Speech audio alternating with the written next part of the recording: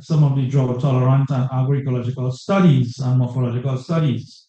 So they will also be presenting as well. And of course, we have AICA, who would have made arrangements to have the CIP present us on the molecular characterization of our varieties. So we all know the resilience of sweet potato, and we are here to see what work has happened in the last year, and also you might get a taste of what is happening in the year ahead. So I wouldn't take any further time. Thank you, and we look forward to collaborating with all the agencies. And I think that's one of the themes of CWE, or one of the major action points coming out of CWE, is that in all the various crops, commodities, there need to be more closer collaboration. And I think, we started it with the digital group that we had, the consortium, and now it's being extended to root crops as well as to the, sweet potato as well. Thank you, Hans. Well, I know Mr. Shah is a guy of action. He gets direct to the point. Again, I want to thank him for the brief remarks. I want to apologize. My colleague, Ms. Boomer Nexover, is unable to participate. Again, because we have collaboration, she's in another session, but she sends her regards. And just to also add that FAO has the lead responsibility for driving the regional root crop industry development group. And as Mr. Shah said, this is a true collaboration, and I like the word used, a consortium entities, UE, the CDB co-lead, ICA, FAO, CADI, we are all on board supporting this activity. And when I say UE, I'm referring to UEverse because today you'll see presentations from UE St. Augustine and UE Cable. So it's a real family, and we're all committed to advancing food security in the region. And this is, as we said, the perfect example of that overall commitment. So I want to get underway. Again, a hearty welcome to those who are joining us online and those who are in the room. I want to start off by introducing a presentation titled -196 degrees Celsius, How Cryopreservation is Revolutionizing Food Security, and it's going to be done. It's a joint presentation by one of my favorite persons, my colleague who works in my office. I'm happy to introduce her, Dr. Elizabeth Johnson. And also, it's also going to be supported by Dr. Lorena Bulmer of SIP, the plant Potato Center of Peru. Yeah. So I know you will introduce it better than me, but let me provide a few remarks on the two presenters. Let me start with Dr. Bulmer. Now, he's a plant genetic resource expert, and he's an accomplished plant genetic resource expert who has pioneered the long-term conservation of kernel crops in Latin America. And since 2012, he has directed the International Potato Center Cryobank. There's the term. Now the largest in Latin America and among the world's most significant, preserving over 5,000 potato and potato varieties at -196 degrees. He has published extensively on cryopreservation and in vitro techniques, directed 3 major international projects to establish and advance cryobanks, and trained scientists and technicians from more than 20 countries. Currently leads the development of a regional network of plant genetic resource cryobanks in Latin America, enhancing long-term conservation of kernel crops and species with challenging seed types. He's also establishing and promoting the use of the SIP cryoboard, providing germplasm banks with a secure repository to back up and recover their collections and seed sources. Very critical for us given our exposure to hurricanes and climatic events. These efforts are critical for safeguarding plant genetic resources to protect global food security against threats from climate change, as I said before. Joining him is our colleague, Dr. Elizabeth Johnson, and I would like to introduce Dr. Elizabeth Johnson, who is also a plant breeder, geneticist, and Elizabeth works out of the ICA office in Barbados. Let me pull up her file properly.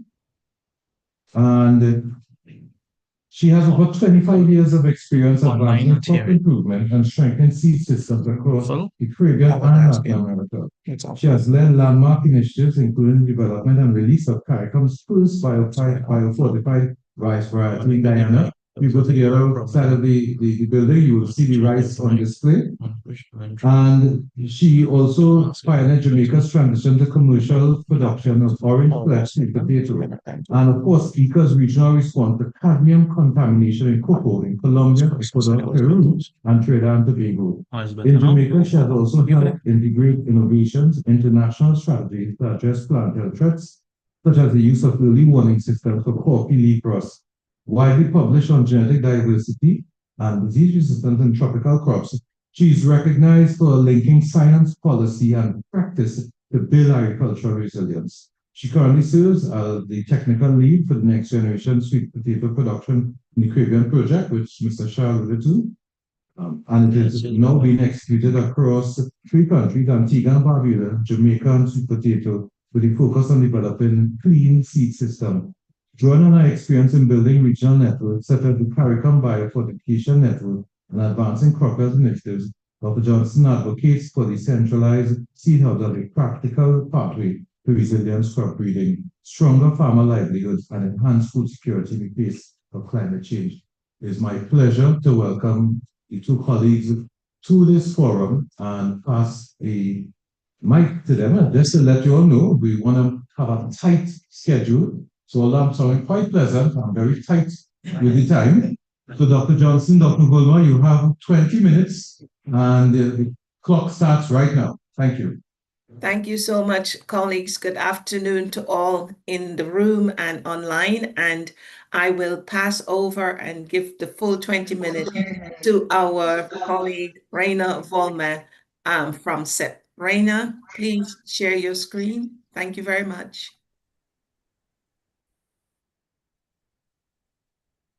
Hello. Can you hear me and see the presentation? We can see from your nose up. We can hear you. But we're not seeing the presentation. If you can share your screen. So let's see. It's getting better? Yes, it's showing now. Okay. If you can put it in presentation mode. Yeah, okay, here we great. go. Wonderful. So thank you for the invitation. It's a pleasure to be with you. And I will talk a little bit of cryopreservation. Probably many of you are not involved so much with this topic, but yeah, let's get involved. So the talk will focus a little bit on sweet potato, but will go much wider. As you know, 5 of the 10 most important crops for food or clonal crops. You can see them, the 5. And cryopreservation is especially designed for these kinds of crops and also others like recalcitrant seed crops or orthodox seed crops with short-lived orthodox seeds. Here you can see some more examples of clonal crops, as surely one or another you have in your region, on your island. And they're very important also economically. So a little bit of the concept of cryopreservation. Cryopreservation, one definition can be, is the conservation of plant parts at ultra-low temperatures, usually in the vapor or liquid phase of liquid nitrogen. So close to -96 Celsius. And as I mentioned, you can cryopreserve anything now. Clonal crops, recalcitrant seed crops, short-living orthodox seeds, pollen. And on the right, you can see one step of the protocol that is used for clonal crops. And later I will go a little bit more in depth on this. Well, of course, you know this conservation methods. You have the in situ part and the ex situ part, and then a hybrid approach in the middle. This presentation will be more focused, of course, on the ex situ part, and each of these conservation methods has advantages and disadvantages, as there's no golden rule. But I will focus principally on cryopreservation, in vitro conservation, and field gene banks. So if we take a deeper look at these 3 conservation methods, in green you can see the advantages and in red the disadvantages. And especially in vitro, in cryo, or let's say like brothers, no? They're working together because cryopreservation needs input from in vitro conservation. It has steps that are done with tissue culture techniques, while field collections, yeah, that's a little bit apart. But as you all know, of course, temperatures go up, sea level goes up, sea level go up, pests, more viruses. In Peru, we are struggling with earthquakes, droughts, whatever. So the risks are very high in the field, for at least for the long-term conservation. So there's principally it's conserved in vitro and now in cryopreservation. This is an interesting slide about the use of germplasm in gene banks in general. So here you can see this a little bit split up by use, of course. You can see if we look at the total population, total collection, 100%. Of this 100%, about 15 to 30% are only characterized for research use. We use 10 to 20% of this 100%, and 2 to 8% is really involved in active breeding. This means 70 to 85% of the germplasm that we conserve is not in use and is only conserved and maintained. No?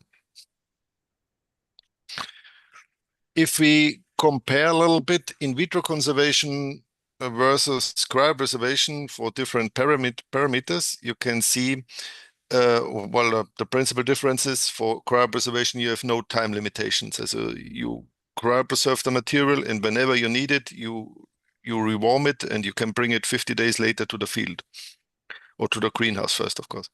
The cost to conserve an accession under our conditions at the International Potato Center costs about $120 per year in vitro, every year. While for cryopreservation, you have a one-off cost, the initial cost of $500, and then the yearly cost is only $7 to $10. This means after 6 to 7 years conserving an accession, it's cheaper in cryopreservation versus in vitro conservation. Then you conserve more samples in cryo than in vitro conservation because it's extremely space efficient.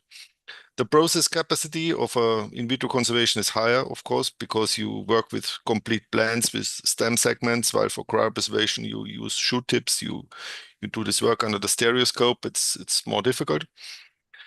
But the space requirement is, as already mentioned, is extreme. No, you can store 5,000 accessions in 3 cubic meters, as in 3 cryotanks without a problem. While for in vitro, you need a room for doing this.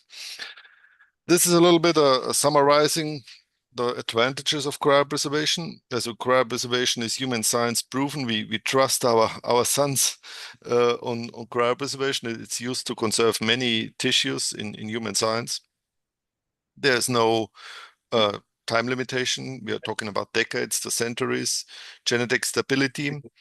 Reduced labor needs. It was very interesting to see during COVID, one single person could conserve, in our case, 5,000 accessions, going in every 3 weeks for 2 hours to fill the cryotank with liquid nitrogen, and that's all. No, that's the only conservation activity you do once you have the material in the cryotank. Well, we already talked about space requirements, and then the cost saving. And we also mentioned COVID. It's very, very resilient against crisis, budget cuts, for example, because it's cheap to maintain.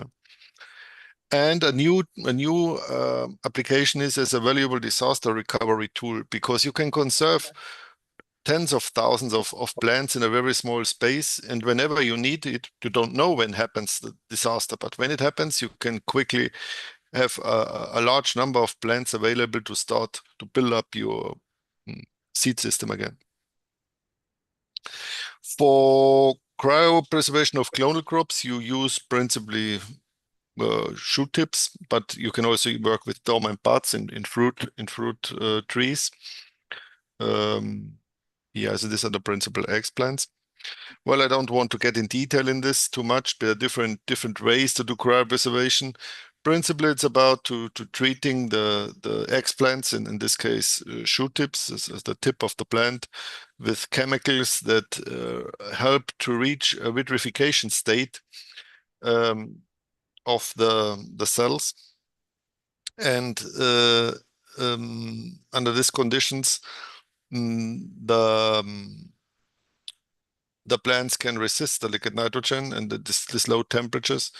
And then whenever you need it, you recover it. We will show a little bit more in detail this in the next slides for one of these protocols, example of one of these.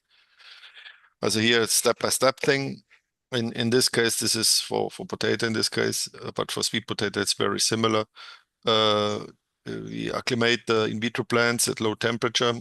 For sweet potato, we have a different protocols. We don't use this step because it's tropical, but for potato, we acclimate the vitro plants. That is the shoot tip excisions. You take out the tip, it's about 1 millimeter, and you place them on filter papers, and then you introduce the filter paper in a solution with cryoprotectants. Cryoprotectant agents, so 2 solutions. One is called loading solutions, LS. The other is called plant vitrification solution 2, PVS2. And after this, you absorb them with a Pasteur pipette and place them together with a droplet of this solution on a filter paper. And this is then quickly plunged into liquid nitrogen and stored in small cryo vials. And then these cryo vials can be transferred to smaller tanks and later then to bigger tanks. But to know your viability, if it worked, you take a sample, you thaw it, you rewarm it, and you recover it. And in point H, you can see how the plants look after 30 days and after 50, 60 days after thawing. And if, in our case, if you reach a minimum recovery rate of 30%, then you can go to the final storage in a cryobank, which is the last step here. You can see some tanks. Each of these tanks can hold about 2,000 accessions with 100 plants per accession. The only thing that matters for assessment is on the left. The right is just reference. So we want to see full plants, full normal looking plants with roots and stem and leaves and functional apex to take decisions. If you like, you can scan this code. This will bring to the detailed protocol. It includes also a quality management system that we use. And well, it's on YouTube, and you will also find it if you look for cryopreservation, SIP, potato, you will also find the video. We use a very systematic approach. Cryopreservation is only one part of gene banking. So we use this approach and would also recommend to use it if you go for really high quality gene banking. First, you do genotyping. So of course, first you recollect the material, then you should do genotyping and morphological characterization to determine if it's true to type, unique and important. And only if it is, then you can introduce it in vitro. And this may work or not. If it does not work, you have to do it again. And then you go for pathogen elimination, virus, bacteria, fungi. And once this is free of all these pathogens, then the last step is cryopreservation. Why we do this way? Because when you want to use the material, you don't have to care about the pathogens or if it's the right genotype. You already have determined this and can bring it directly to the greenhouse without any risk. Real-time data recording also something important for us. All our protocol steps, these are 15 steps more or less, all is in real-time data recording. I think that's unique worldwide. And yeah, below you can see some of the steps that we record with this QR codes. And we avoid to handwrite anything, as it's all automatized. Well, some kind of labels here, different labels. Also, the LIMS system, the laboratory information system, should be well designed. It should always answer for any step. What have you done? Who has done it? When has you done it? How much, where, and how? If you answer these questions for each of the process steps, yeah, you have it well tracked, and yeah, your information is reliable. Well, more recently, we built up a cryopreservation network for Latin America and Caribbean, and this started in 2022, more or less recently, where we had a workshop at the International Potato Center with 14 countries participating from the region. 10 of them received very intensive training, 2 weeks hands-on training, and 5 already are implementing the cryobanks, as this is Brazil, Colombia, Ecuador, Chile, and now Argentina. We're still not there, but I hope soon. And we would love if also some countries from the Caribbean go for this now and go for cryopreservation, because this is the future. This is our cryobank, as it has space for our collections. These are about 15,000 accessions, but then also we have additional space for 17,000 accessions where we can hold safety copies for other countries. On the right side, you can see the status quo. Also, there's a lot of material already in cryo. Also, this talk was in the sweet potato section, so it's 680 more or less sweet potato accessions that we have in our cryobank, but our total collection is 5,000, so there's still a lot of work to do. And also seeds, wild potato we store as seeds, botanical seeds. We also have installed a small cryobank in the highland of Peru, where we store our safety backup, and about 50% of the potato collection is already there, and I would say 10% of the sweet potato collection.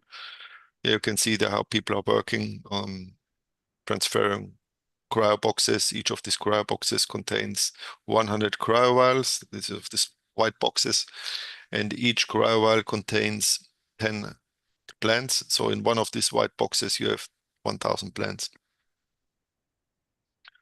There were published recently 2 new FAO standards. If you're interested, you can take a look. No, and one is on cryopreservation, the other is on non-orthodox seeds. I also contributed to the cryopreservation guidelines, and yeah, it's a nice overview. So yeah, you can find it easily in the web. So my final slide is this one. Next steps. We can offer in coordination with Liz hands-on capacity building in cryopreservation and provide technical leadership if you're interested to implement cryobanks. We can offer space where national gene banks can deposit their safety copies under black box agreement in cryopreservation. What does this mean? This means that we only can conserve the material but not manipulate it, and we can only ship it back if it's lost at the origin because of some kind of disaster or whatever. No, as we can't touch it, we can't use it. But then, as always, the most critical point: money. To do this as a really on a high level of quality, there is a donor champion needed that helps to build up a system in the Caribbean, for example. Now we do what we can on the Latin American level with the funds that we have. That's not too much, and yeah, there's a urgent need, really, that some donor says, okay, I want to guarantee sustainable and high quality long-term conservation of plant genetic resources. Anyhow, we are planning to look for 2 or 3 Caribbean countries that are interested to implement their cryotanks and go down the same road we have done with other countries, if they're interested in this. So, and we already have a regional network. As if you would like to participate, let us know. We add your emails, and in the next meeting you will get an invitation and get updated on what's going on in each of the countries now.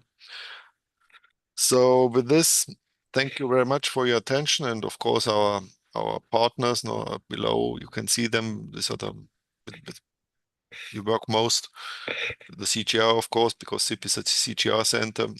the GIZ from Germany, the Crop Trust, and IICA Atlas. Thank you very much for your attention and for the opportunity to talk here.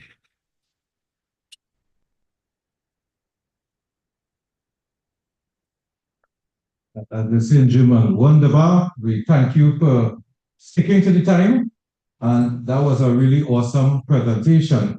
Given that Dr. Holmer came in within the time frame and the importance of this subject, from what I understand, this is going to be the issue of cryopreservation and presented at the hotel.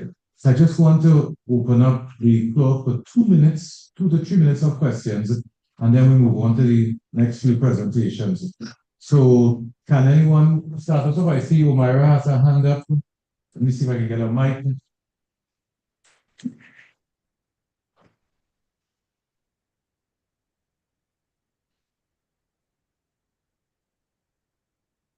Okay.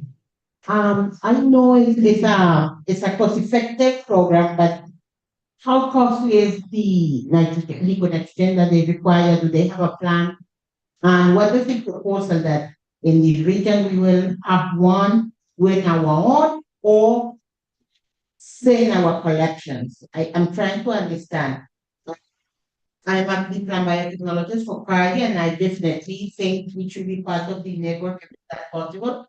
But I want to understand what is the recommendation for the Caribbean, not necessarily Latin America, because we know they have the capacity, but it's being so small.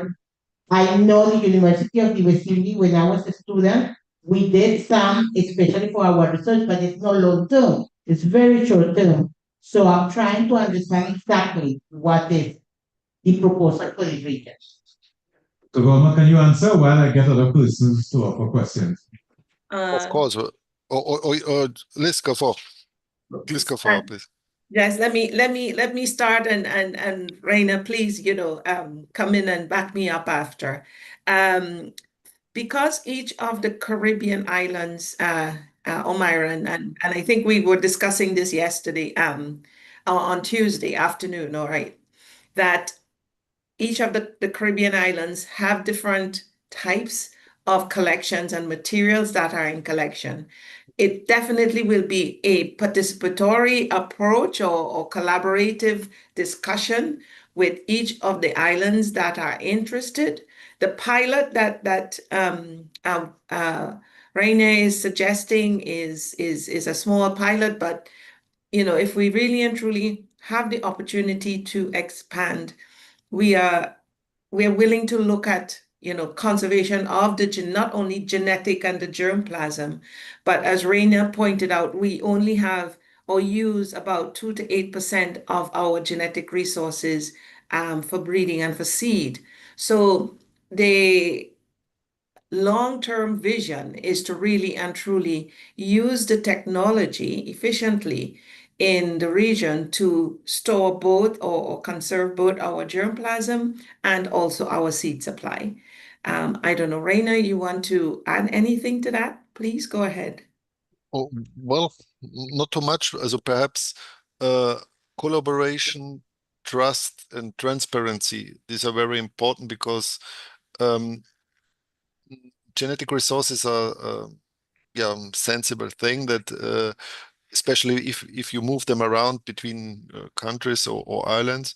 So it's important to work together because I've never been there, so I don't know how this. Only Liz told me some things, but I imagine it's very complicated. No, it's so the to conserve material in ex situ. So collaboration is definitely critical, and probably it will not make sense to have on each island a cryo program. No, it's maybe better to have it at some selected places. And the liquid nitrogen question, yes, it depends. Now you can produce a liquid nitrogen from the air if you have a liquid nitrogen generator, so you only need energy. But you can also buy it from a provider, at least in many countries from Latin America. and probably also on some islands, hospitals work with liquid nitrogen. Also it's liquid nitrogen is not a problem. The air contains 78% of nitrogen. So there's more nitrogen than oxygen in the air. No? So yeah, you have these two options: produce it yourself or buy it. Thank you very much. We have Dr. Allen with a comment or question, and then I'll just take one more before we move on. Just a comment. I think it's a very good initiative. I think that is where we need to go, but I know for sure that liquid nitrogen is a problem in some islands, and it can be very expensive for some. So I think a collaborative approach is important, and we need to do this together rather than individually because of the liquid nitrogen challenges. For example, Barbados at uni, we have to bring in liquid nitrogen right now from Trinidad because our plant is down in Barbados. So things like that will have to be looked at.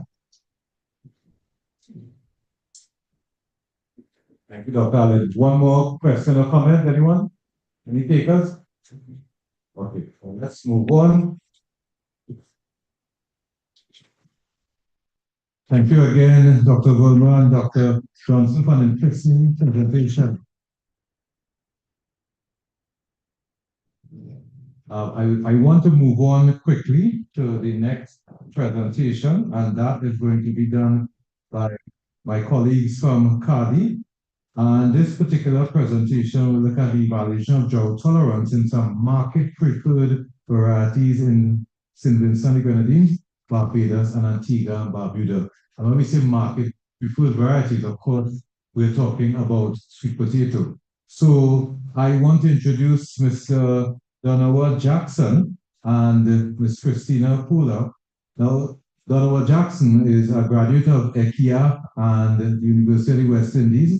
He's an agronomist by training, and he has worked with the Ministry of Agriculture and St. Vincent and the Grenadines for a number of years. Brings a wealth of experience in this forum. He's also a key member of CAIAPNet, which is the Regional Extension Network, and I want to recognize my CAIAPNet colleagues in the audience, Dr. Joseph, Dr. Rupchan, etc. And now, Donovan, he's the CADI country specialist in St. Vincent and the Grenadines. And I also would like to introduce my colleague, Christina Pula. And Christina is the CADI representative in Barbados, beautiful Barbados. And Christina has worked in the industry for a number of years, if I can share it on her. She is also, besides being CADI representative in Barbados, a natural resource management specialist in the Institute. She's a strategic leader in climate smart agriculture, crop management, and regional extension. She holds a Master of Science degree in natural resource management, along with a Bachelor of Science degree in computer sciences with mathematics and an associate degree in building and civil engineering, where she brings a wide resource to the table here. Now, Christina has deep roots in sustainable farming and food sovereignty advocacy. She bridges technical expertise with cultural relevance to empower Caribbean farmers. Christina contributes to and leads impactful outreach, training, and research initiatives in Barbados and across the region, harmonizing standards, elevating farmer voices, and mentoring the next generation of agricultural change makers. Before I introduce the team, let me just also say that I happen to know Christina from her work in the fishery sector, which is not even on her bio. So she brings truly a wealth of experience to this particular forum. Let me invite my colleagues to do their presentation, and you all have 10 minutes to complete the presentation. Thank you. Thank you, Chair, for that nice introduction. So my presentation has to do and follow-up we had this morning in terms of the irrigation and drought condition studies in St. Vincent and the Grenadines. And the objective primarily was to evaluate and compare 6 sweet cultivars for irrigated and drought conditions.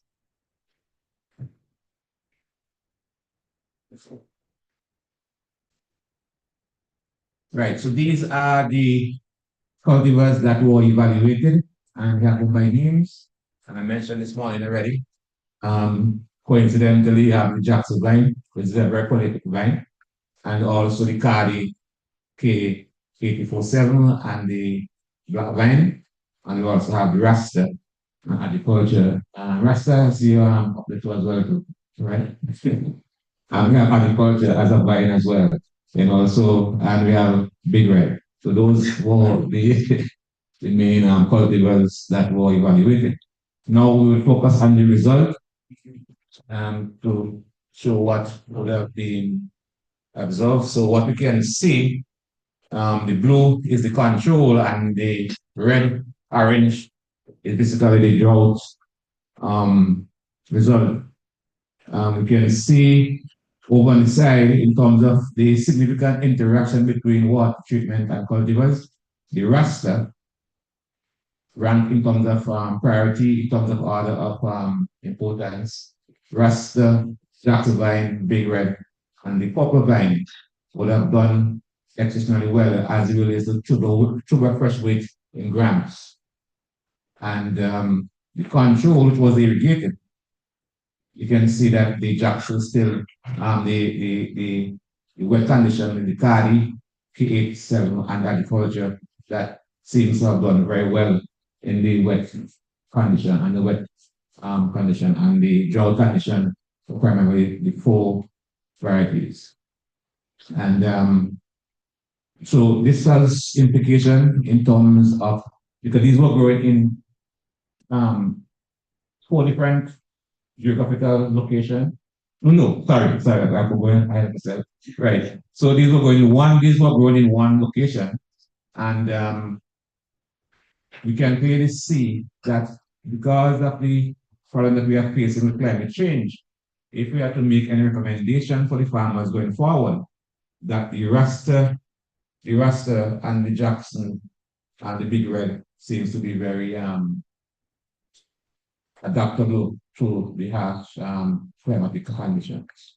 So this has far-reaching implication in terms of the adaptability to climate change and recommendation to farmers going forward. So that is why I just wanted to focus on this, because this is, at the end of the day, what we are doing is to bring the result that are benefit to the farmers. And this is what farmers are concerned about, the result that can help them to cope with the different climatic conditions, because we have been experiencing what extreme dry and extreme wet conditions. Okay, so in a nutshell, that's my presentation there on the drought so that would have done Simonson and given this country policy. Thank you, Donald. I think Christina is following up.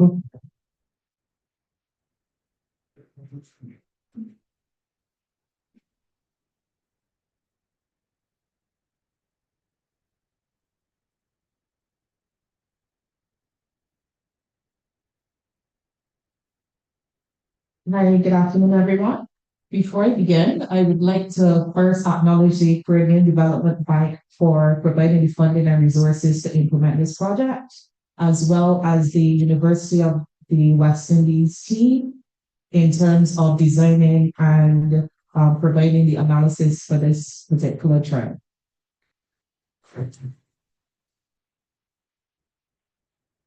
So just an overview of the study.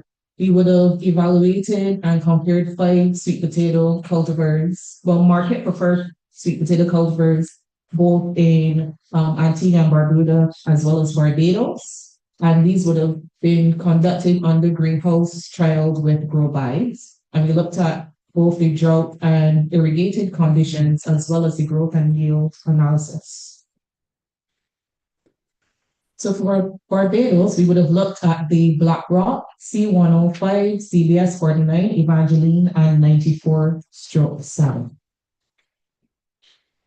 So here are the results. So based on the fresh weight for the tubers, we didn't find any significance, but we did find that the 94/7, the C105, and the Evangeline did perform well under drought conditions. As you can see on the far right, in terms of grading the sweet potatoes, they would have ranged within the medium size, which would still be a good marketable size in terms of sweet potato production. And as you can see for this, the Evangeline, it was pretty comparable to the irrigated sweet potato ones. For Antigua and Barbuda, we would have done the same trial, but with Beer Guard, Black Rock, Hurricane, King Crown, and Mandela. And it was a bit different to Barbados, where we had comparable results with the irrigated and drought conditions. And as you can see, they would have fallen a little below the sizing in terms of the market preferred sizes, but we did not find any significant differences between cultivars or the different treatments, whether it be the control, which was irrigated, or the drought conditions. So in summary, although there weren't any significant differences found, the tubal rates for the C105 and 94/7 Evangeline did maintain higher stable yields, which suggests that there is still a potential for using these varieties under drought conditions. The ones in Antigua did share comparable results, so you would still be able to get a reasonable harvest, especially for farmers who might be experiencing extreme drought conditions. And we would recommend that attention should still be made in terms of the cultivar selection based on the growing conditions, the required nutritional content, and the intended use for those particular varieties. And just a few other acknowledgements, and thank you very much.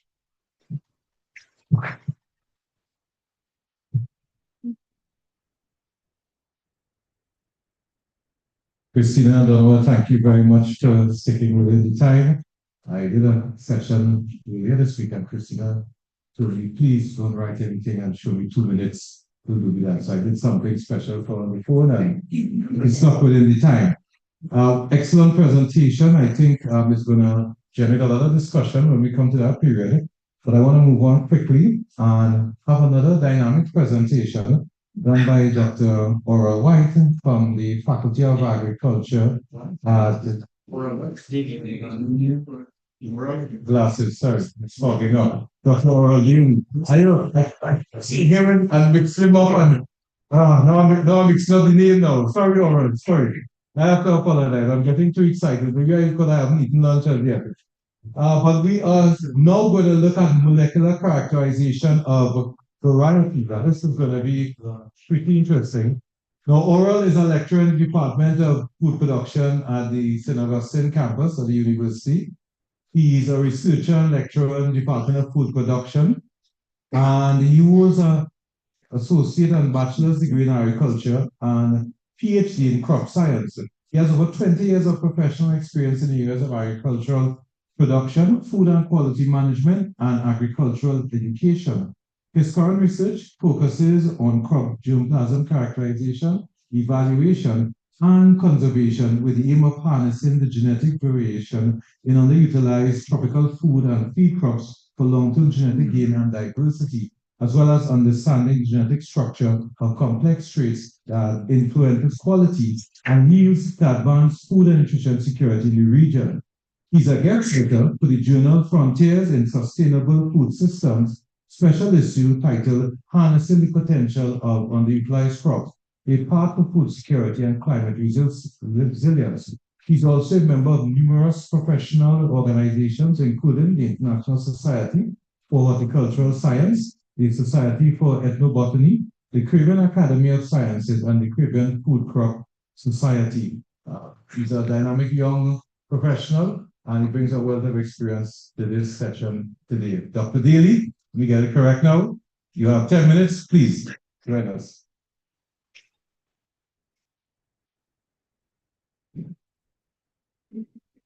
Thank you very much, Chair.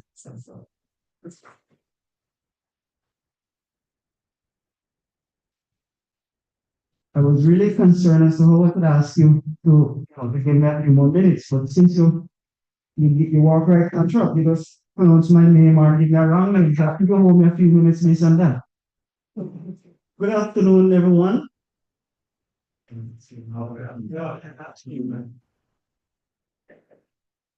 Right.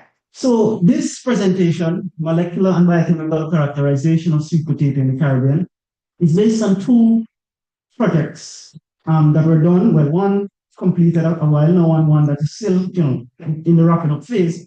And these are projects between the University of the West Indies and the Caribbean Agricultural Development Institute.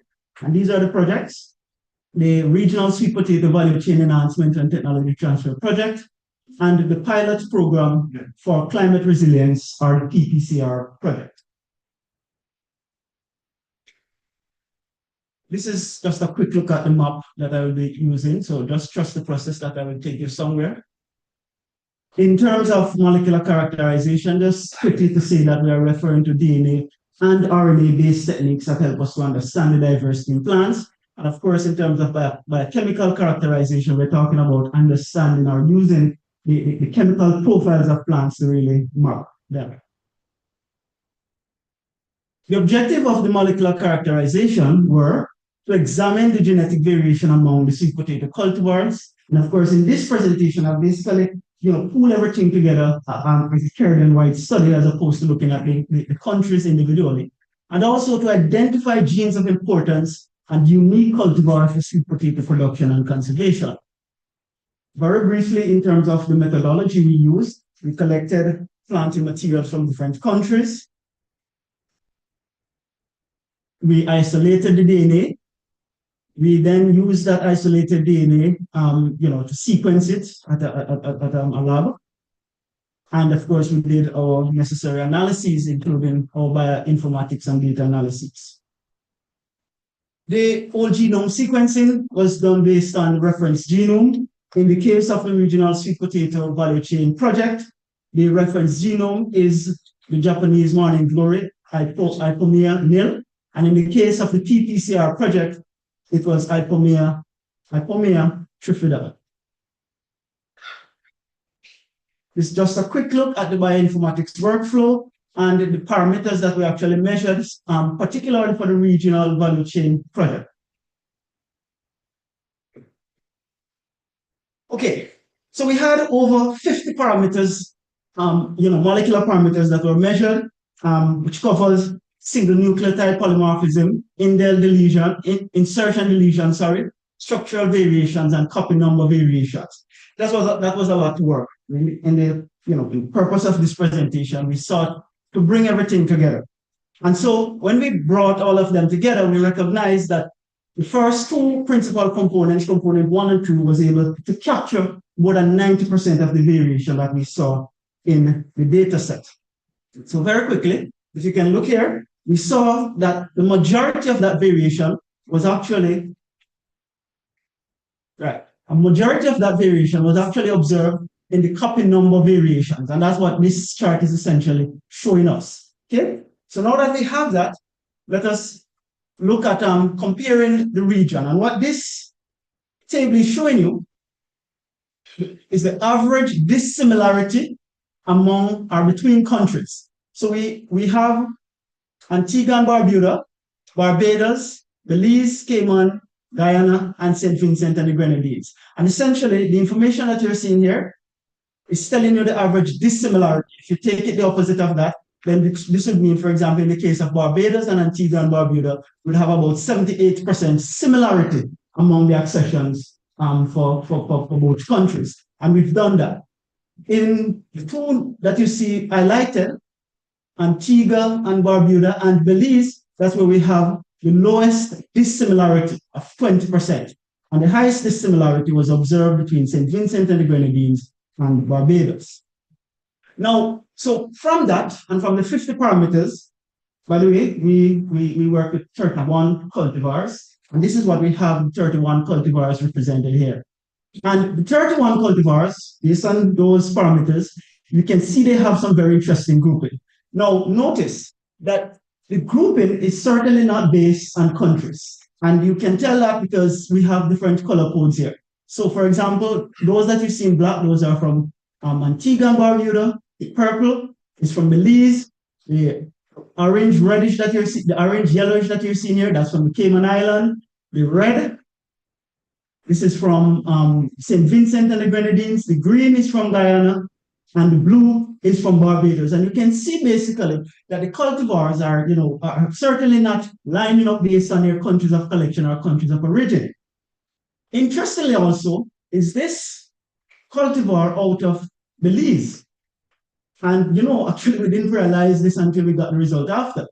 This cultivar, SB4, was actually we learned that it is actually not a sweet potato variety. In other words, it's not Hypomea batatas, but in fact, Hypomea aquatica. And you notice how well it separates completely from all the other cultivars that we had in the collection, which kind of justify our technique that we use here. We also noticed that they didn't line up, the cultivars didn't line up with respect too much to their flesh color. We know flesh color is a very important parameter when it comes down to consumer use and so on. Essentially, what this is telling us is that conservation of these cultivars are very important because of how they are lining up. And so we need to conserve pretty much all of these. Now, remember also that these were selected based on the interest in individual countries. Now, some highlights from the PPCR project.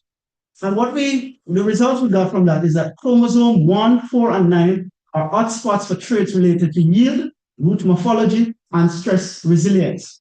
And these genes included BMY11, or the beta amylase link gene, the SWEET4, the sugar transporter gene, LEA14, the late embryogenesis abundant protein gene, and the transcriptase gene, the XPANS-A4 gene, and the SUSY1 gene. So these are all important genes, and that we were able to pick up from the genome analysis. And as you can see, they are also play a very important role in stress resilience, which means that we can now map them with even some of the studies that we have done in the drought tolerance and agroecological studies. Now, just a few things to point out as well. Some cultivars out of Grenada, for example, Hockey and Reggie has more genetic variation. Well, Hockey has more genetic variation than Reggie, and both are considered pink-skinned white flesh type. So even when you see them having that very, very similar in terms of morphological features, that does not tell the full story. At the molecular level or the genetic level, we could have very, very different cultivars. That's the takeaway from that. In St. Vincent, black vine and agriculture share approximately 50% of the same insertion and deletions. Again, you can see very similar in appearance, and so that's what we got, but we still recognize them as distinct cultivars. In St. Lucia, similar to other islands, the variation clusters on chromosome 1 and 4. An additional variation is clustered on chromosome 12 and 15. For Dominica, similar genomes, red skin varieties, and we saw more variation is seen on chromosome 1, 4, and 9. For Jamaica, most of the variation was found on chromosome 3. For Barbados, a large alternative transcript was found in the variety are the cultivar C104 at position 7383 phospholipase D delta-like, and this gene is involved in stress-related response like waterlogging, drought, and salinity stress. All of that, ladies and gentlemen, provides a basis for us to really do some serious mapping of the sweet potato that we have in the region.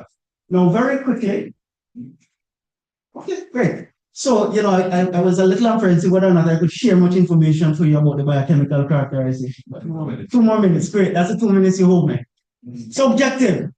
The objectives here with the biochemical characterization is to characterize and create a nutritional profile of sweet potato cultivars across the region.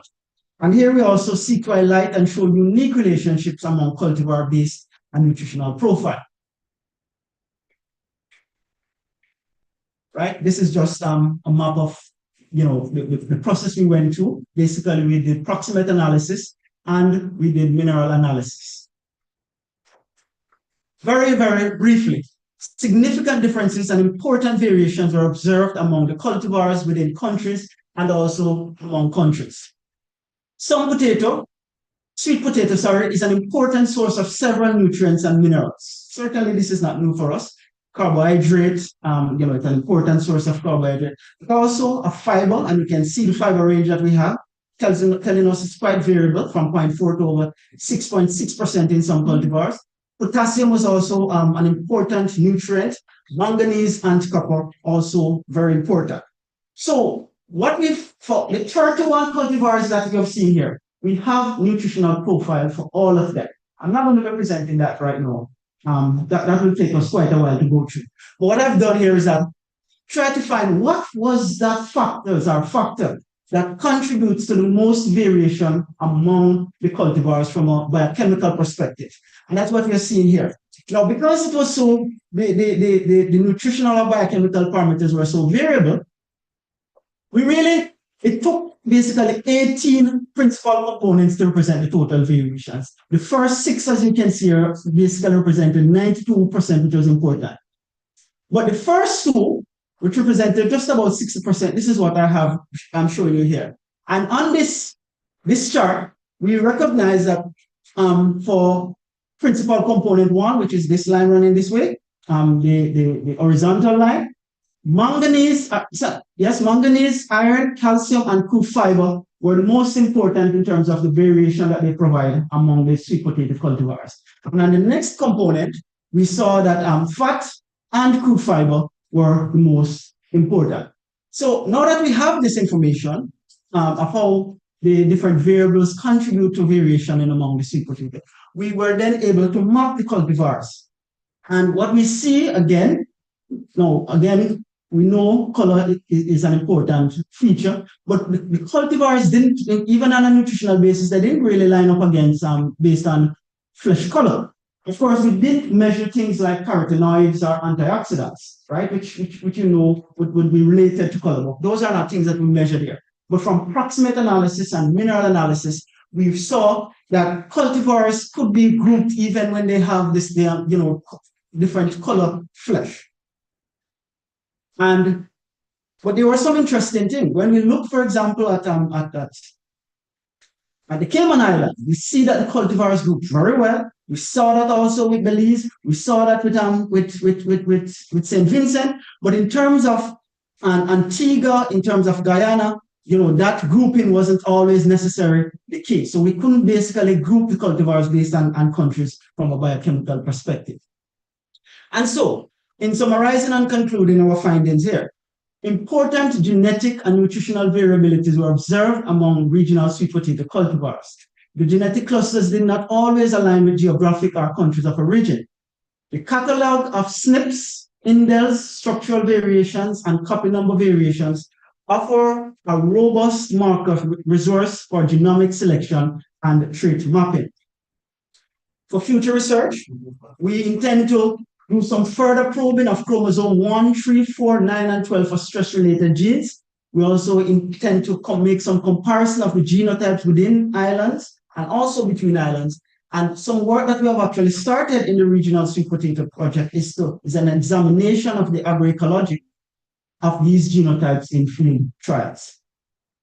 And this, ladies and gentlemen, takes me to the end of my presentation. I just wish to acknowledge persons you see listed on the board for their support in this project. Thank you very much.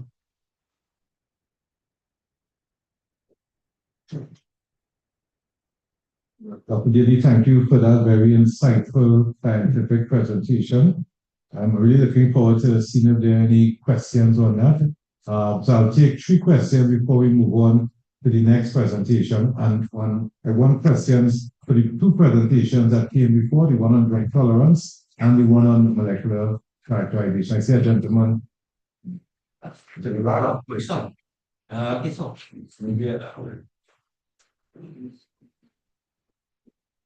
Thank you very much for this presentation.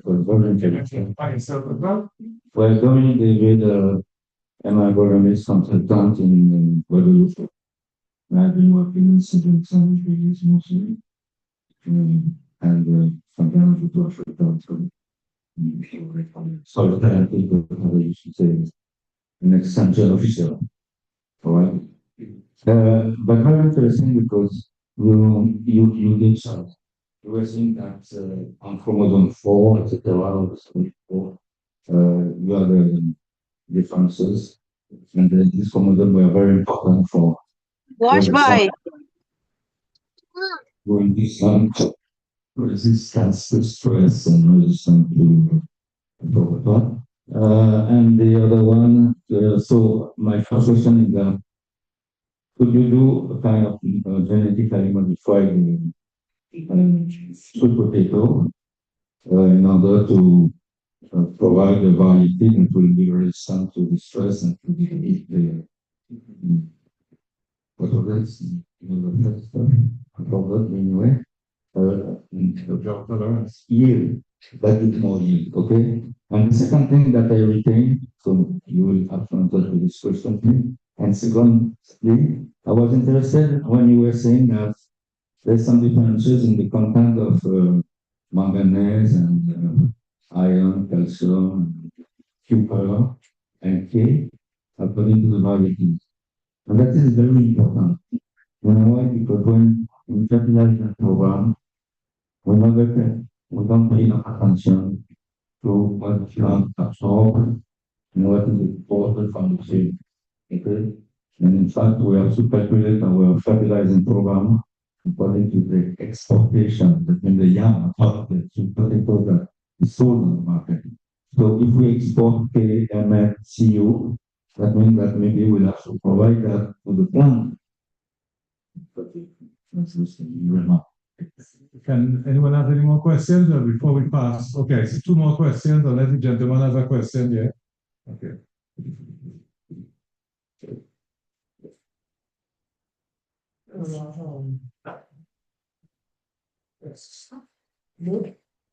The mic may be open. Maybe you can give him that mic, it's in. Try this other mic. Try this other mic here, please. Yes, good afternoon. Maybe just a quick Give us your question. name quickly. My name is Steve Liam. I worked in the Department of Agriculture for a while, and we were part of many of these studies on sweet potato within Cali, years and years ago. But my question is, I just need to understand, because we are in a rush here, what were the drought parameters in terms, when you said drought? Could you, just give me a quick idea in terms of your drought parameters? I would be real happy to understand the drought parameters that you use to do the drought. Thank you. We'll take one more question and then. That was my question. Oh, okay. So maybe we can pass back. Oh, Dr. Lawrence has a question and then we go to the presenters to respond.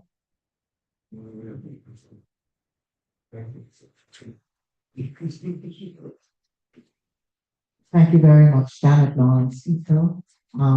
Excellent presentation, Dr. Daly.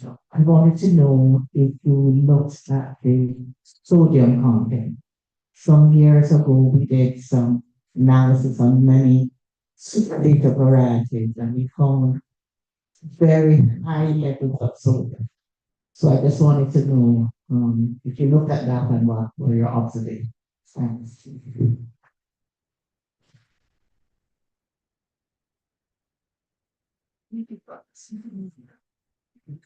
Thanks very much for your question, Dr. Lawrence. So I'll take that question first. And yes, unfortunately, we did not look at the sodium content of the tubers in the hemisphere.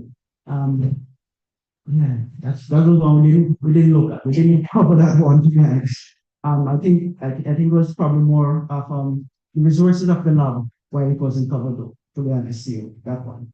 In terms of the question on the drought parameters, yes, right. So the drought parameters, a water potential, essentially, plants were allowed to establish themselves for 6 weeks because you needed to be established first. Then these plants were then put under water stress. These are the ones that were under the drought stress. They were put under water stress for about they were put under water stress at a water potential of about negative 30 kilopascal. This was maintained for 2 weeks until wilting started. Okay, that is what is considered to be moderate stress in sweet potato. Okay, so once that was done, once they show visible sign of stress, then they were rewatered and kept now to see if they would produce. So that's the stress condition that was maintained. Okay. With regards to the question on genetic modification, that's a question, no? GMO, yes. Well, I will express my view. I'll allow Dr. Alain as well to share hers. But I mean, certainly the gene has been identified and that work can be done. I will say to you though that that's not necessarily the direction that I'm thinking of right now as a researcher.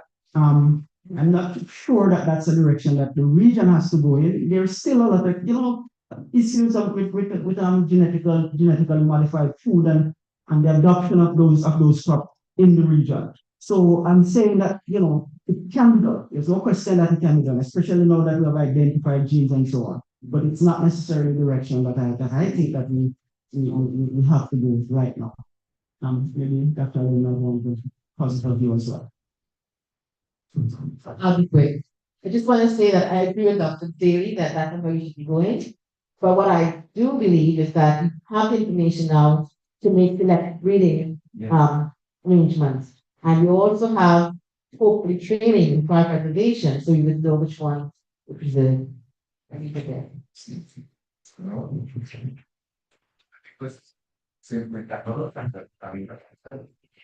Okay, one last question, and then we move on. Well, in particular reason you're showing the 6 week cutoff point to start 6 weeks and then you move on from there. But we just wanted to make sure that the plans are established before we put them under stress, because in other prior preliminary studies that were done, basically when you stress the plans too early, they just wasn't able to give you anything after that at all. Okay. Right? I guess we could also argue that maybe we could have enforced the stress at a greater extent, maybe more than 2 weeks or even under dry conditions.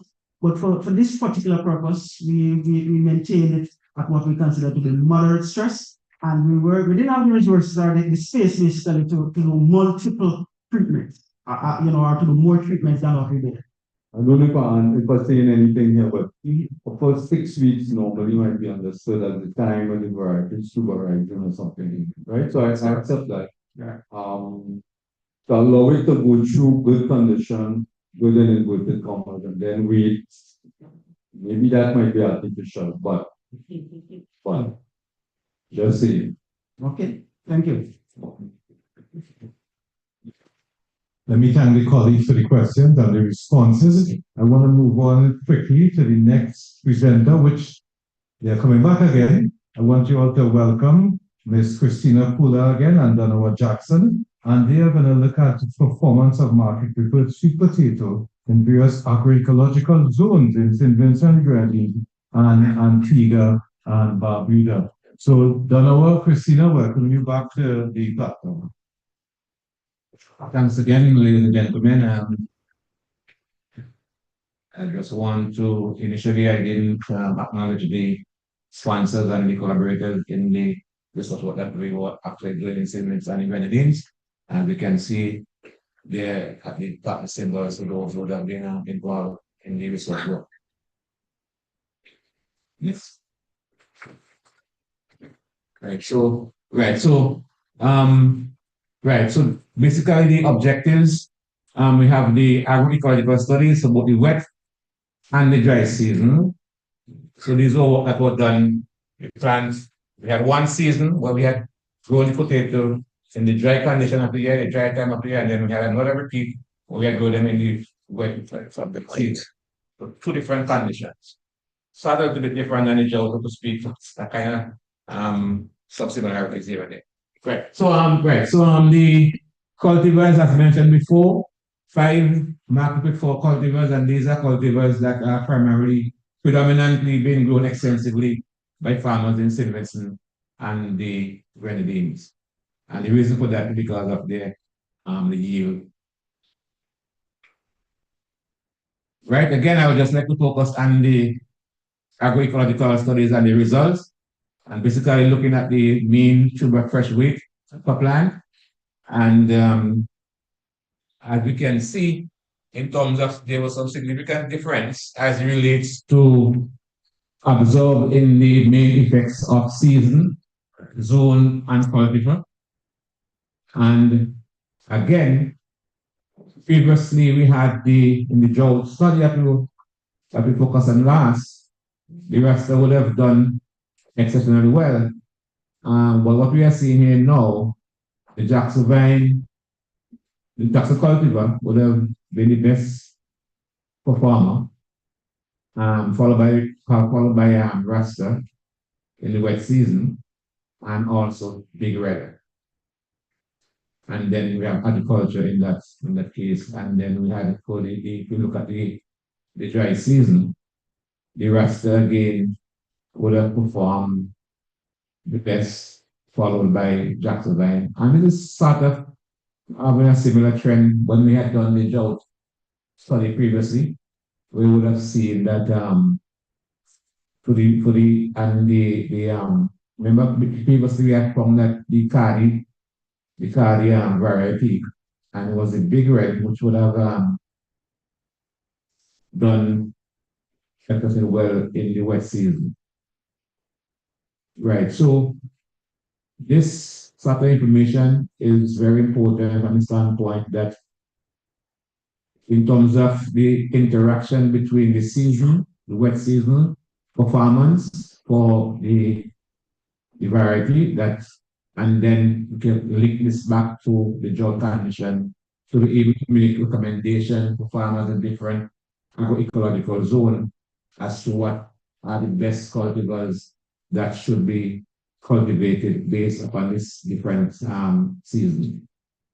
And the result that we had, what basically took over 120 days, roughly about 4 months here in that regard.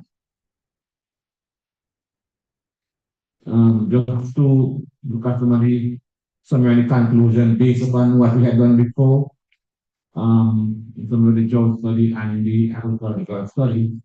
And you can see some cultivars generally perform better than others, but careful agricultural selection is important to optimize performance. And that is where the extension service to the ministry and the researchers and the farmers would have to have this ongoing dialogue to provide this kind of information, because the officers now, would have to liaise with the farmers to guide them according to the best option that are available for them as well, and for new entrants within the agriculture sector as well.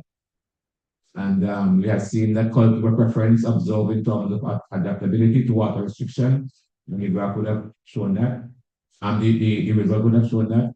And selection of cultivar should be done based on crop requirements in terms of the environment, and also we have taken in consideration, as the gentleman was raising, in terms of nutrition as well, nutrition needs as well, and the available growing condition and end use of the product. So there are different parameters that we have to put together in terms, because it might be doing good from an environmental standpoint, but in terms of its taste and yield, all these things will have to be taken into consideration to make a recommendation from an economic marketing standpoint and economic standpoint as well.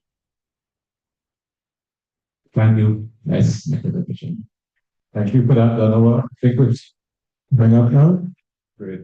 And while she's coming, just want to remind persons online, please put your questions in the chat so we can hear from you and you can participate fully.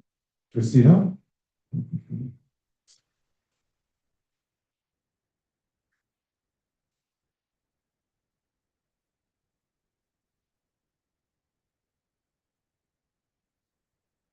Good afternoon again, everyone.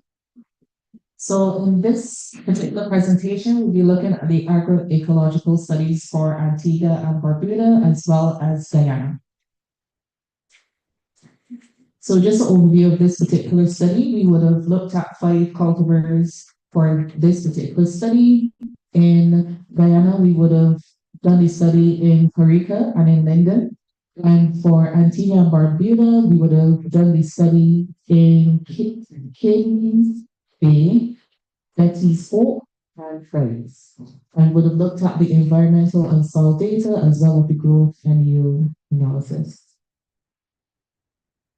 So in Guyana, these were the 5 cultivars that were used in the study: the Amjad, Black Potato, Hugo, Strongman, and Vanilla. For the results, we did find significances between the zones, where we had the highest tuber fresh weight from the Amjad in Farika and the lowest in Vanilla. The lowest in Vanilla cultivars, which was done in Linden. But with the vast differences in the soil properties with these 2 locations, it did give us differences in terms of the tuber weights. For Antigua and Barbuda, we would have used the Beauregard, Black Rock, Hurricane, King Crown, and the Mandela varieties. And in terms of the tuber weights, there were significant differences found among the cultivars for the overall performances, but we didn't have any significant differences in the zones or the cultivar interaction. So as you can see here, in all 3 of the locations, the Beauregard would have performed the best. And we would have had, in terms of grading the potatoes, they would have fell within the large size, which is very good in terms of production and the marketing of the potatoes. And you can see there's also variations in the other locations for the varieties. In terms of the harvest potential, the overall yield in terms of tons per hectare was analyzed.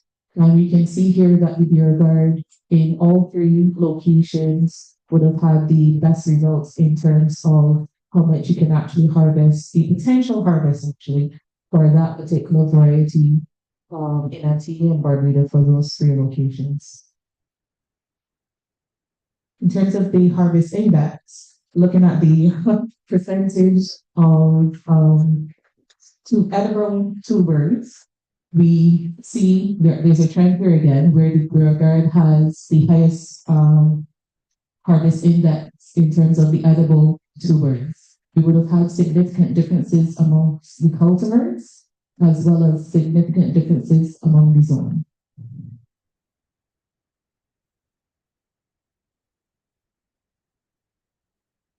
In summary, the dominance of the Beauregard across these zones suggests that there's a strong phenotype and environmental stability, making it possibly reliable choice in terms of performance in variable conditions. And zone-specific nutrient management should be the priority to optimize the growth and tuber development across cultivars. And like my colleague Donald said, that the cultivar selection should be guided by the agronomic requirements, the growth conditions, as well as the intended end use of the specific cultivar. Thank you.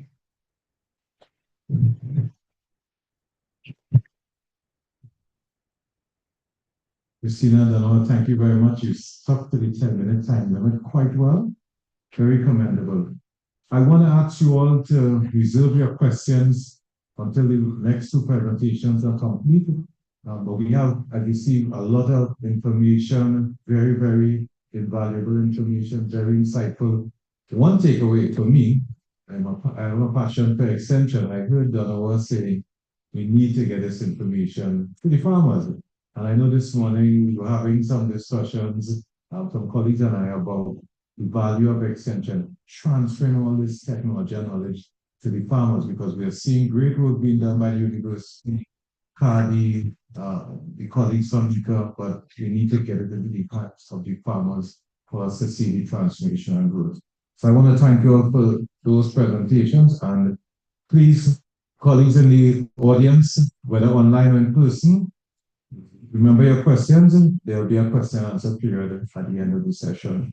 I want to now introduce my colleague from the faculty, the campus of Cave Hill of the University of West Indies, Dr. Angela Allen.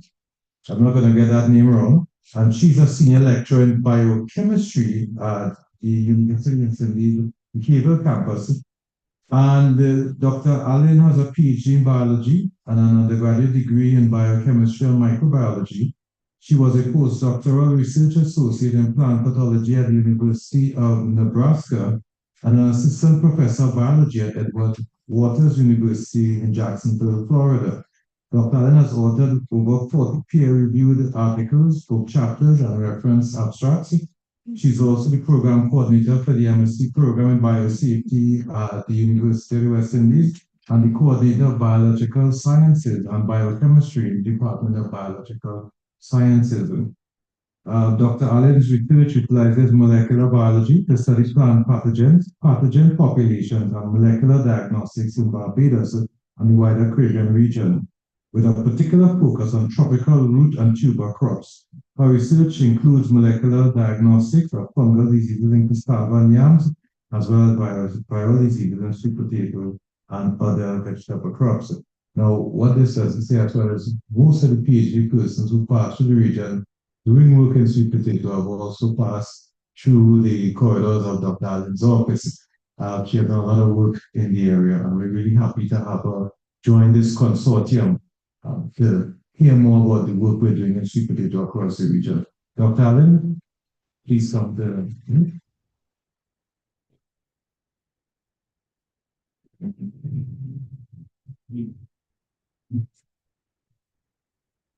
Thank you, Alistair, for that rounding introduction. So today I want to take us a step back and talk about virus diseases in sweet potato. We've been talking about yields, molecular characterization, but when we talk about production and looking at what we can do, we have to be cognizant of the fact that diseases in sweet potato are prevalent throughout all our islands. And we have to understand these diseases from a molecular point of view in order to further do things like cryopreservation and get clean plant material. So just to outline what I'm going to be talking about today, I'll just move on quickly since we're in the interest of time. I just want to say that sweet potato is quite similar to morning glory, and many of the virus infections in wild plants like morning glory and sweet potato, they tend to be symptomless. So even though you may see a plant that looks healthy and clean, it may be harboring viruses. These are some virus symptoms we'd see in Barbados. In sweet potato, we see things like swollen leaf veins, we see purple spots, we see deformed leaves and so on.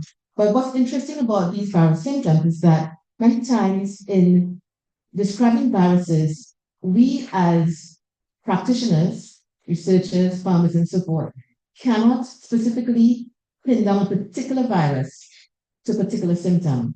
And I think we will see how I end when I advocate for more training in that. So I will have to give an update of what's happening with viruses in the region, and I'm going to cover the islands that I've been familiar with. So there are many viruses, but what's interesting is that many of these viruses work together in synergistic communication. And when these viruses work together, either a double infection or triple infection, they cause severe diseases.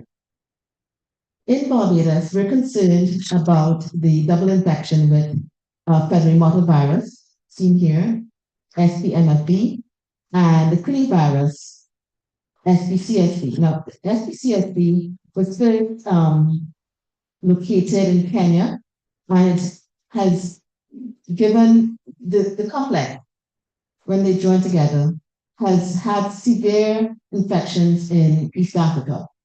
So when I started looking at sweet potato, I was asked to find whether or not we had the Crick virus in Barbados and to use some molecular techniques to do so. We did that, PCR, and in that study, we found that over 75% of we sequenced as well, the context, the sequences were coming from not just these RNA viruses, but these symptomless gemini viruses.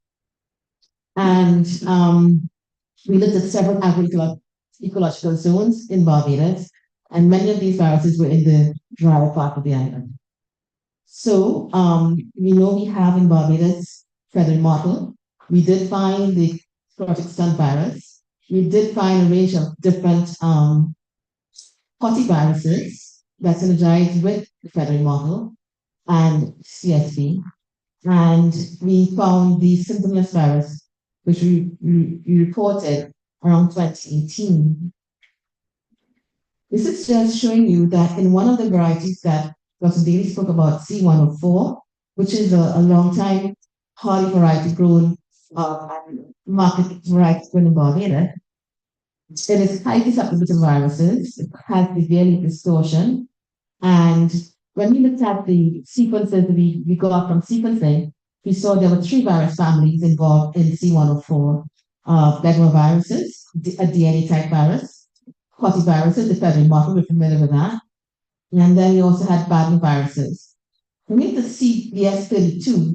Now, CBS32 and CBS49 are said to be bred locally in Barbados, but it's antecedent we don't really know much about. And these also harbor viruses. At one point, CBS 32 and 49 were market type varieties that were well liked. And based on the fact that these viruses, the market shifts. So now you have, for example, most people want to plant 94/7, C105, etc. So, let me just get that. In addition to looking at the viruses themselves, when we examine our data set further, we found an interesting component. We also found resistance genes in the data set, 2 of which we looked at. This is a decarboxylase gene in some of the yellow flesh varieties. And what it's just told us is that simple metabolic processes are involved in the resistance mechanisms in sweet potato. When we examine further structurally using bioinformatics data sets, we found that the structure of these genes are typical, what we call nucleotide binding, leucine-rich repeat genes. And there was only one study previously on resistance genes in sweet potato coming out of China, where we mapped what we found using what we call another database, GoTerms. Again, it matched the carboxylation type mechanisms you could find. And that tells us something about how these viruses, when they get into sweet potato, how the plant can respond. We looked only at 3 marker types at the time for this analysis, CBS 3249 and C104. We were able to group these resistance genes and their analogs into 2 groups. We published this in 2019, and as far as I know, it was the first report of resistance genes and resistance gene analogs in sweet potato. Following on that, we did some work on molecular characterization and concept during the PPCR project. And as he indicated, all of this variation you see in flesh color and skin color does not always line up geographically in our islands. But what we did when we did our study, or already said this, when we matched it to the Ipomoea trifida reference genome, which is one of the wild relatives of sweet potato, and one that closely aligns with the variation you see in the Ipomoea vittatus genome. Most of the variation is coming from chromosomes 149, and when we looked at that variation, sorry, let me go back a bit, it was related to stress genes, biotic and abiotic stress genes. I subsequently had a student who began to look at what was happening with the transmission of the viruses themselves. And we had a small study looking at the insect population in one season in Barbados. And we found, interestingly enough, that we all say that, for example, the aphids, and the whiteflies are the transmitters of these viruses, especially the potiviruses. But we also found leafhoppers were quite prevalent in that season. And so some of these cyclids and so forth we are looking at. last year, along with colleagues in Mona and St. Augustine in life sciences, we published a paper looking at viral threats to fruit and vegetable diseases in the Caribbean. And we sort of tried to look at what's happening with sweet potato. So in Jamaica, you see here you have CMV, you have some of the same bergamot viruses, the symptom-less viruses. These are things like sweet potato collinoid virus, sweet potato latent virus, sweet potato mottle virus. But what's interesting, when they map into the phylogenetics, we see that they're linked, they're quite similar to, I don't know if you can see this here, to the USA, so not probably Florida and so on, in terms of where they ancestrally originated from, spread from. A few years ago too, a SIP researcher did some work on symptom and he found an interesting virus, again, a symptomless virus, that can synergize with other viruses. And when that happens, it causes serious infection. I'm going to skip right along and indicate that currently within the region, many of the labs that try to produce clean plant material engage in virus screening using what we call these immunostrips. But this is just the first screen. We need to get to more PCR, and we also need to get to grafting. I don't know of any of the islands, I could be wrong, who are engaged in trying to describe virus symptoms of particular viruses individually. This is done with teamwork, and I think there's more training needed within the islands for this activity. I'm going to end basically to say that many of our varieties do possess drought and salt tolerance genes. And so, like my colleague who asked the question, we simply need to look at the possible markers for breeding and to mitigate future climate change and virus issues in the future. Thank you. Dr. Allen, thank you very much for that very, very interesting presentation and sticking to the time. I believe, we have to marry the science with the practical, and it's important for our research to be robust in nature. I have one last presentation, and we want to move quickly to because we have another session by CIMH following this one. I want to invite everyone in this room to stick around for this CIMH presentation because looking at climate data service events, it'll be very, very interesting. Let me invite Dr. Omaira Avila, my former colleague in another life, and I know she's a dynamic biotechnologist and she has a lot of experience in biotechnology, and she is the CARDI representative sorry, I almost said the Bahamas, believe. My brain is a bit foggy today. I'll do away with all the formalities and give her more time to finish her presentation. Please welcome Omaira.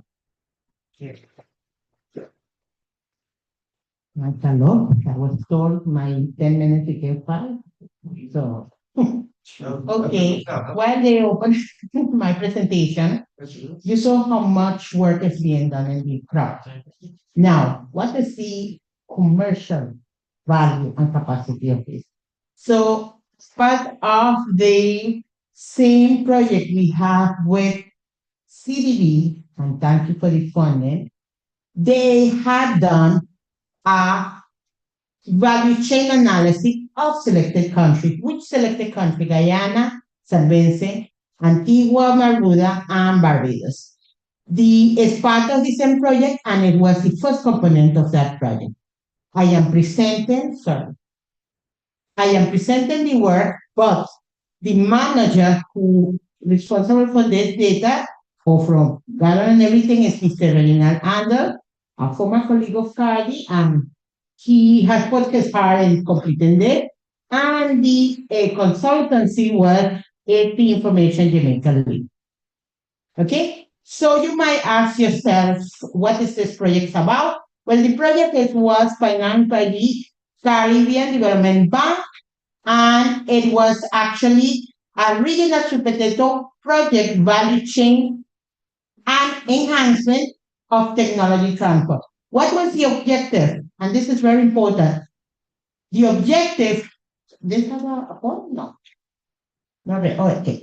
The objective of the project is to improve, and this is the focus, improve the availability of market-proof food and climate-resilient sweet potato varieties and enhance production and processing technology through field research activities with the view of increasing the industry productivity. Here, a little pamphlet of what is possible to do with sweet potato, liquor, pectin, flowers, all kind of products, color flowering.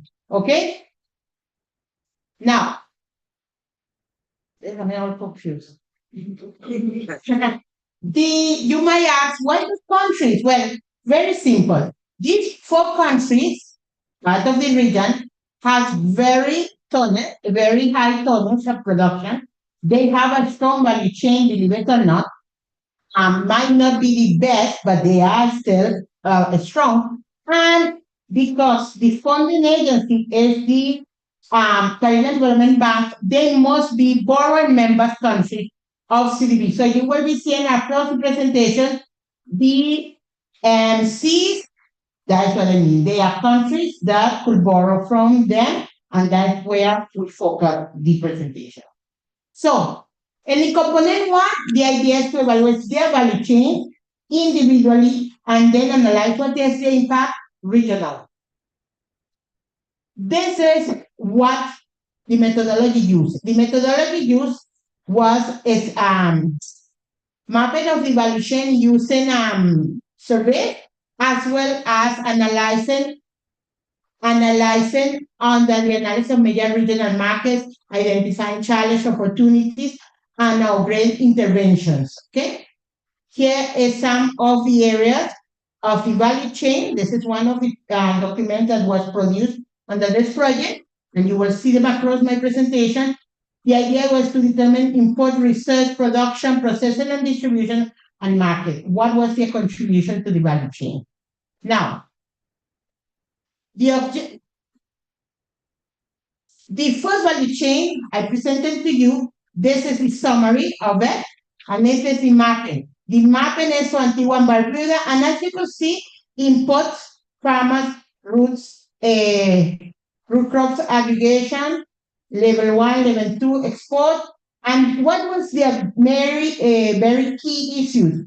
They had not available the extra regional export and the regional market wholesale. This was the 2 areas.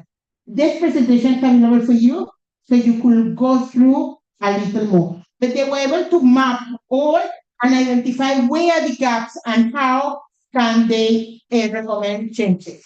The second value chain was Barbados, very strong, one of the ones that they had a lot of it. Almost all the parts was developed with the exception of a few areas, but they have a very small amounts and they need to grow in size. Then we have San Vincent. San Vincent has a few gaps, especially in the area, again, extra export and domestic use. They have some challenges that they need, and they have a weak R&D. So although I know since Mr. Jackson is there from the part of Cali, we have been working a lot on that. It still be something that they need much work to do. The next one was Guyana. Guyana, believe it or not, has many, many gaps, but it's one of the ones with the greatest potential because of the size of the country and their capacity. Here you will see red, that means all areas that are, and if you see here at the bottom, that I don't know how to select, here you can see that almost in all the systems they have a weak. So a lot of work has to be done in Guyana to strengthen. But capacity-wise, if you saw the data before, they are the ones producing the most tonnage of tubers. So what was the finding? The findings were 15 areas of analysis that had different levels of status of development. The first is producers, they had need training, and we know that training is the major gap in the region. The farmers that do well do excellent because they train themselves, but the rest, they barely make it. So training is a major gap. Then we have mechanization. We could see now not all countries could actually mechanize, and that was a gap in many countries, but most people who mechanize to planting, not necessarily for harvesting. Then we have variety. We have a great pool of variety that we need to determine what is the best. Yes, the work that Carly has done. And there are many ideas that come in our way, and we still have to work on it. Planted material. Now, having variety is one thing. Having planted material available is another one. And this is also being targeted with the project, creating centers of production that could maximize the numbers for farmers. Tissue culture is also something that is required for certification and clean planted material. Processing. Processing is a challenge because we still not necessarily seeing it as a large scale. We have a few, like in Barbados, we have BADMC, Carmita, Brand. We have a few. Carmita. Is Carmita? Yeah. Okay. Then we have the others, very small, flour chips and the agro. So each country have different labels. And all of them, again, Barbados is the most developed when it comes to that area, with Guyana trying to do something but not in large scale. Once a net exporter, I imported up for the not necessarily doing it now, Antigua and Barbuda. Import from San Vincent, Barbados, is still imported from San Vincent. Export not ready to expand to markets. It's available. San Vincent need to expand. In the case, no, sorry, this is Guyana. It's export to different countries, but need more work. 1 minute. I want to know how you're going to do that. Now it was nervous. Okay. So the next one is cost of production, and you could see here, this is a major issue. 0.28 US, 0.30 US per pound, 0.96, 0 is diverse. Cost of production is key if we really want to go into processing. Yield, well, we could see that the yield is very low, with the exception of a few that is there need more improvement. Annual production uses, I will go fast and you could get this presentation and continue working on it. What's the recommendation? Well, the recommendation is to work together. We need to develop a strategic plan per country to determine what is the way to go. Because at the end, these 4 countries will support the region in developing products as well as creating a value chain that will provide for the whole region. Okay? They also did recommended that we target the adoption of this crop in 3 areas. Health, the health benefit of sweet potato is undoubted. We know the benefits. We also know that it's climate adapted. We just saw, and it could really do well as an import substitution. Okay? Here they took the 15 area and did recommendations. Again, we gave you this document and you could see it. But the areas that they recommended is we need to do more training. We need to have farmers involved. We need a mechanization trying to identify small equipment that we could add. Varieties, we need research that determine the quality as well as the availability of material, planted material. We need effective, the certification program is a must, okay? In planted material, they went ahead and did so many recommendations. And in all of them, they mentioned the importance of institutions like CARDI and UWI to give support. Pests and diseases is still being a major problem, 60% losses of tubers. So therefore, more work like Dr. Angela and all of us in many other areas need to put. Crop protection is still a major issue. And fertilizer, climate change mitigation, I'm so sorry I have to be, but you could take all this. The conclusion is we still have a lot to do, but now we have a framework that we could follow and try to see if we could really move the industry forward. Here is something that they recommend, and I found was super. You see how she told you not to do it? That's it. So they have areas that we need to target, like these three follow the strategy of value proposition. The sweet potato industry will provide solution to current negative health. No, identify, educate, targeting audience. Not everybody will adopt, but we need to link industry with farmers and train them to produce for them. Improve image of sweet potato. It's not a survival crop. It's the future. Okay, thank you very much. Sorry about some of the projects in Jamali. Thank you. Excellent presentation, Omaira. As you said, we have a framework and we have to leave the room. The organizers in the back there, Adrian is in the back there, and I'm committing us to sticking around to listen to them. But before I do that, two quick burning questions. Put your hand up quickly if you, okay, gentlemen, asking you to ask a question. Anybody else? So we move quickly to the next question. Yes, I'm Pavel. I'm the Chief Technical Director with the Ministry of Agriculture. From a graduate at the University of West Indies. I have 3 degrees on the University of West Indies. I'm very impatient to do it. And, I just have to see it as I see it. I sit here and I listen to all of these presenters. Lovely work being done by you. But how are we solving the issues of religion? This is fair theory. I didn't even know that you had the capacity to do some of the work.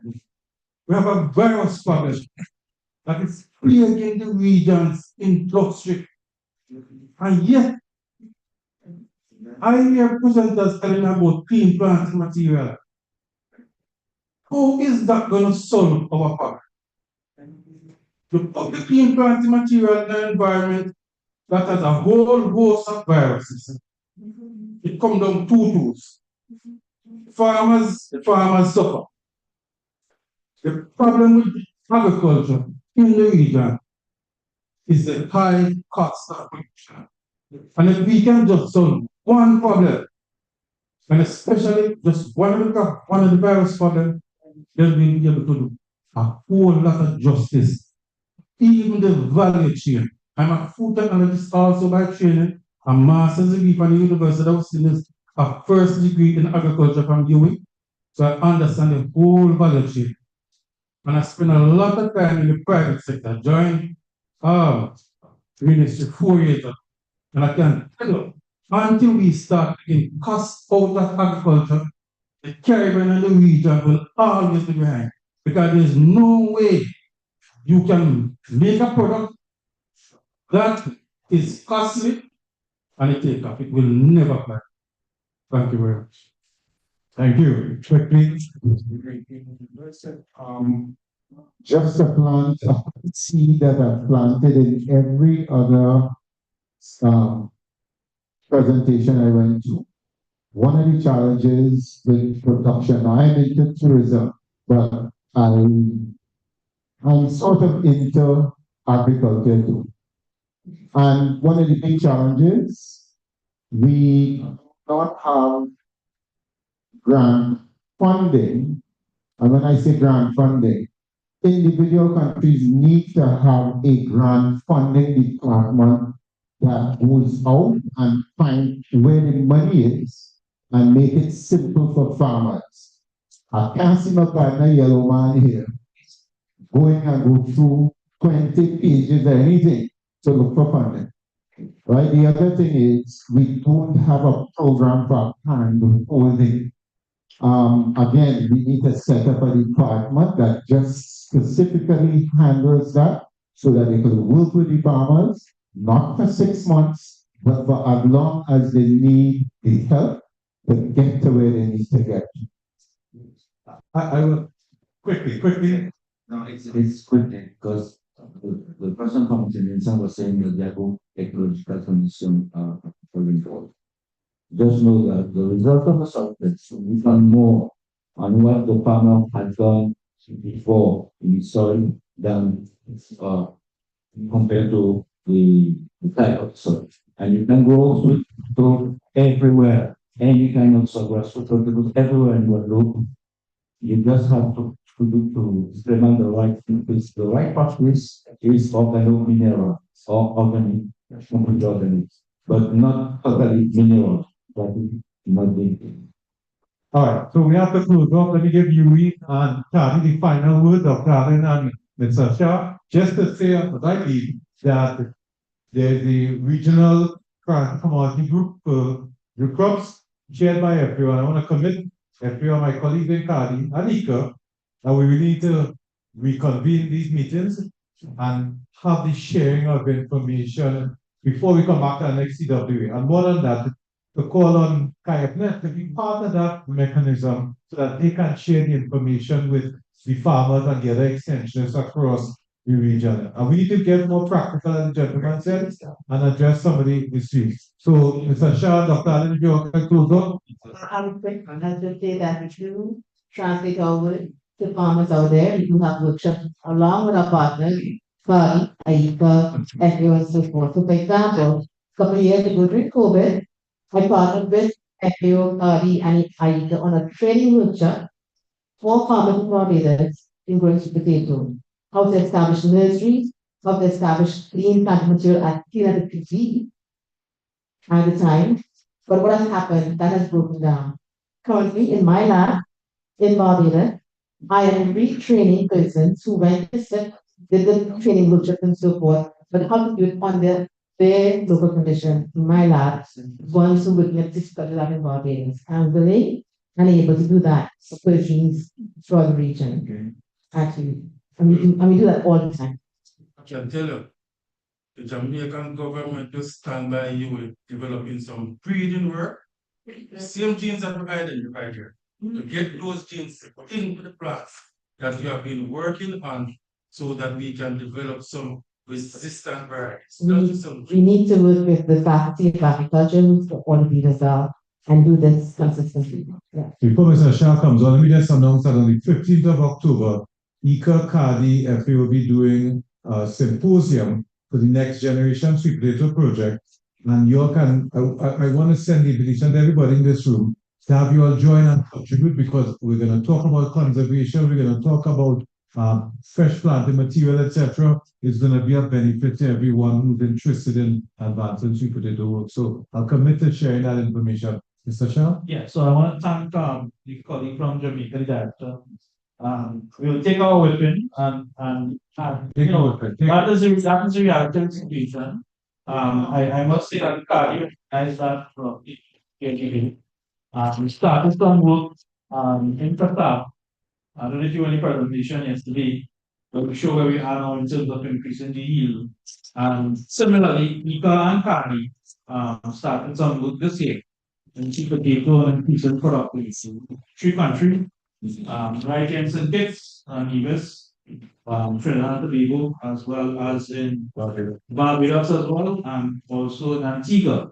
So if it is Jamaica what has a request, that we could you know, start some work in Jamaica to address this. But the bottom line is I quite agree with you. We can't build industry without, you know, reducing any costs. We have the technologies there. It's for the partners to come together now, and everyone has a part to play.